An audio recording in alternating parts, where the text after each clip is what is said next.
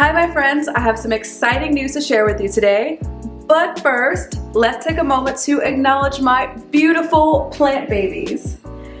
I absolutely love going back and watching my older videos and seeing when my plant babies were and how much they've grown over the course of time. I absolutely adore them, so I just had to take a moment to acknowledge them and show them some love. So, on to some super exciting news. Drum roll please.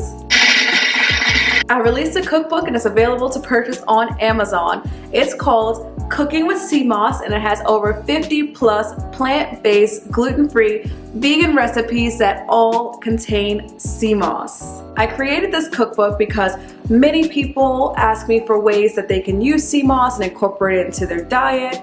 I know a lot of people are familiar with adding sea moss to their smoothies or to their juices, but what a lot of people don't know is that you can cook with sea moss too. Sea moss is great to thicken sauces, to bind ingredients, to replace eggs, and so much more. I also created this cookbook because people constantly ask me for ways in which they can use sea moss and ways they can get their children to enjoy the benefits of sea moss. The incredible thing about sea moss is that it takes on the flavor of whatever it is cooked with. That means you cannot taste the sea moss at all. You only taste incredible, delicious, flavorful, nutrient-packed food. Like I mentioned, the recipes in the cookbook are plant-based, gluten-free, and vegan. Most of the recipes are top 8 allergen-friendly. There are a few that contain nuts and one that contains soy in the form of tofu. So this cookbook is for any and everybody. The recipes are super easy to make, and one important thing that I really want to share with you, and it is very important to note that all the recipes can be made with the addition of sea moss or without the addition of sea moss. It was super important to me to give you the choice to decide what you want to do so that you can do what is best for you, whether that's adding sea moss to the recipe or not.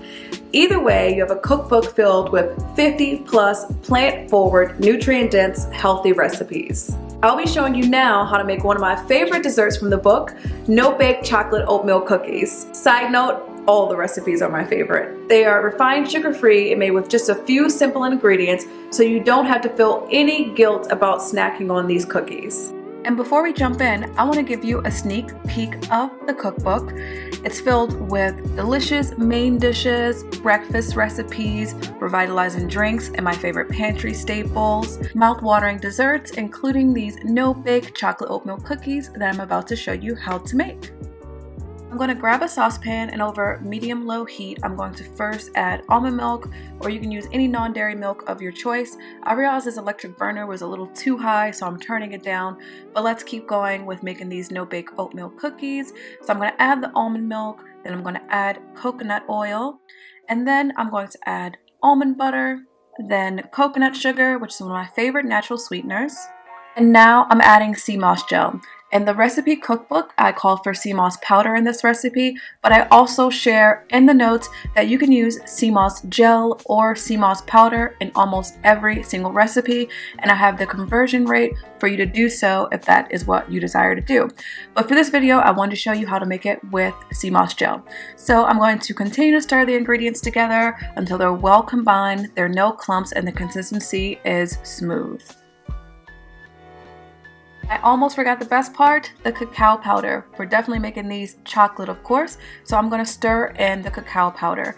You can add these in now like I did, or with all the ingredients prior and stir and mix it all together. But I'm going to mix the cacao in, and now I'm going to bring this mixture to a low boil for just a few minutes. And you want to make sure to give this mixture a stir with a spatula, making sure to scrape down the sides and the bottom to make sure that no parts of this gets burned while it's boiling on low heat. Now I'm going to give the mixture one last stir and remove it from the heat. And then I'm going to add a bit of vanilla extract and stir that in. Now I'm going to add my gluten-free rolled oats and shredded coconuts and mix all the ingredients together until they're well combined and all the oats are covered in the mixture. And now I am just about done. Here is a close-up of the mixture, and the next step is forming the cookies. So now I have my parchment lined baking sheet, and I am going to grab about 2 tablespoons of the mixture with my spatula and then form cookies in my hand and then place them on my parchment paper. It's that easy and that simple. And now I'm going to just transfer the cookies into the fridge for about 30 minutes to an hour for them to set. And here are the cookies straight out of the fridge. They're all set, they've hardened, they've solidified, and they look amazing. They're delicious, soft, chocolatey cookies filled with sea moss and with raw cacao powder, which has incredible nutrients. These are just all around great, delicious snack. Plus, I love chocolate, so any excuse to have a delicious, healthy chocolate treat, I'm all here for. And just as here is another close-up of the cookies so you can see exactly what they look like when they're done. And I put them on one of my beautiful plates that my friend gifted me. And here is a video of me just enjoying the cookies outside in the sun. They're so good. I hope you'll take a look at the cookbook. It is on Amazon and the link is below in the description box. And if you're not on my email subscriber list, definitely subscribe. It's a very tight-knit community where I share all the updates and behind-the-scenes things that are going on with Good Food Baddie.